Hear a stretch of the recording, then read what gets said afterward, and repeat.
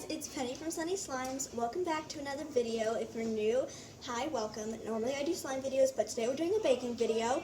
By the way, shout out to this person. I'm so sorry I haven't been doing slime videos lately. They are coming soon. I'm actually in the process of editing a bunch right now, but I've been having lots of debt after buying Peach Baby slime.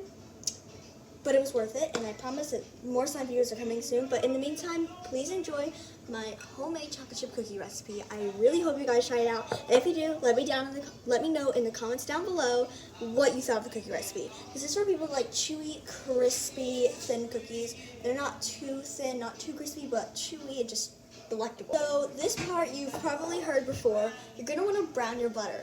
This kind of gives it, honestly, a special touch. It doesn't do as much of a difference as you think it would, but it does. So you can use and I'm going to actually show you a tip with this. You're going to want to cut this.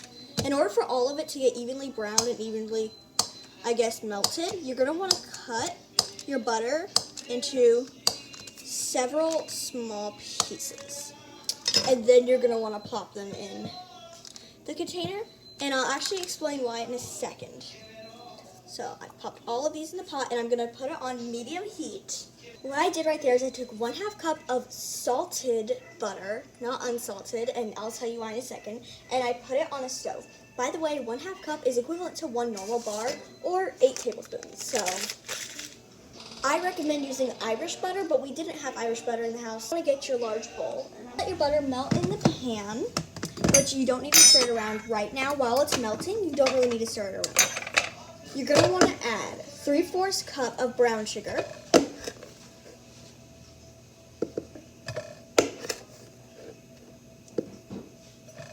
And you're going to want to add 1/2 cup of normal white granulated sugar. Now, the brown sugar is actually what gives that super chewy texture.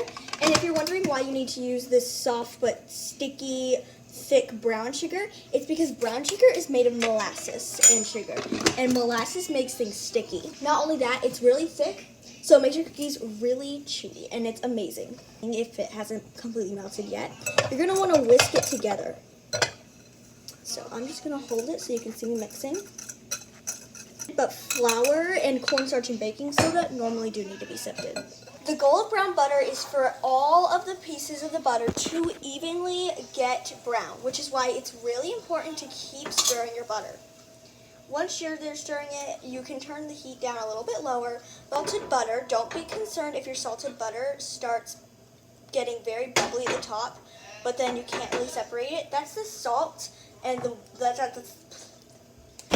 that's okay when it comes to salted butter, because the water is evaporating and basically disappearing into the air from the butter, and then the salt is rising to the top and basically causing the butter to boil. Now, for the reason I use buttered salt, The reason I use salted butter is because chocolate chip cookies can be really sweet when you use unsalted butter, but the salted butter just adds that little bit of saltiness, like when you sprinkle salt on top of a cookie.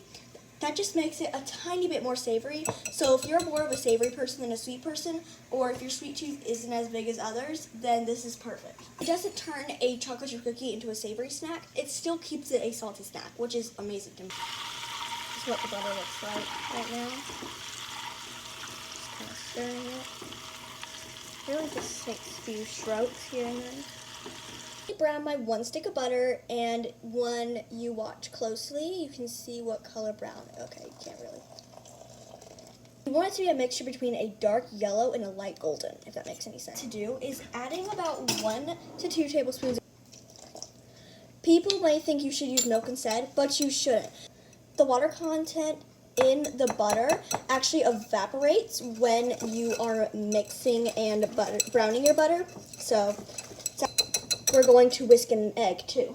I normally use, I know if you've seen my first video, I'm really picky about my eggs, but all we have is white eggs, so egg in.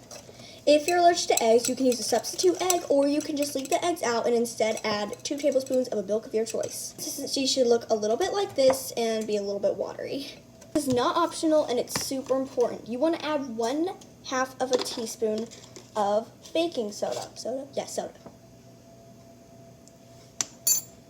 And whisk that in. Now you want to add to a sifter, this is optional but I really highly recommend it, 1 1/4 cup of flour, all purpose if possible. But if you have gluten allergies or you have a certain type of flour you prefer to use that one instead. It'll take forever, but now that I've sifted all of this in, I'm not going to whisk it, but I'm actually going to take a spatula and I'm going to fold in all of the flour carefully. Make sure you have an oven preheated to 350 degrees Fahrenheit. I'm really trying to get the bottom because as you can see, I have a ton of flour contents. Don't add, if you're feeling like this is a really soft cookie dough, please don't add any flour. You'll ruin the recipe. This is why they're called chocolate chip cookies. And I'm not going to tell you how many chocolate chip cookies to add because it's your choice. Add any type of chocolate you like. You can chop your own chocolate chips. You can buy chocolate chips. Get fancy stuff, any kind you like. I use a mixture of bittersweet 60% cacao and I use semi-sweet too. I make a mixture. Need to be very careful about because if you overwork it, then they get really tough and hard to chew. But if you really don't know how to measure with your heart, add a cup and a half or something. I don't know. See, I like my chocolate chip cookies less chocolatey, but everyone else in my family likes them more chocolatey. So, bowl, or you can use the same bowl you have. Then want to scoop all that cookie dough in. Freeze your dough for 10 to 15 minutes. Once you're done freezing for 10 to 15 minutes, preheat an oven to 350 degrees, and you're gonna roll your dough into small little balls, however size you'd actually like them. Put them on a parchment sheet lined pan, put them in the oven for 10 to 12 minutes, and this is how they turn out. They come out oozy, goosey, and looking like this. Oh, it's oozing out. Oh no. Look at this one. Oh no. It's good. Guys, thank you so much for watching my video. I hope you come back to a next one, and hopefully I will be doing more slime videos soon. Hope you enjoyed this video. If you did, comment down below if you're going to try this recipe, and I'll see you guys in the next one.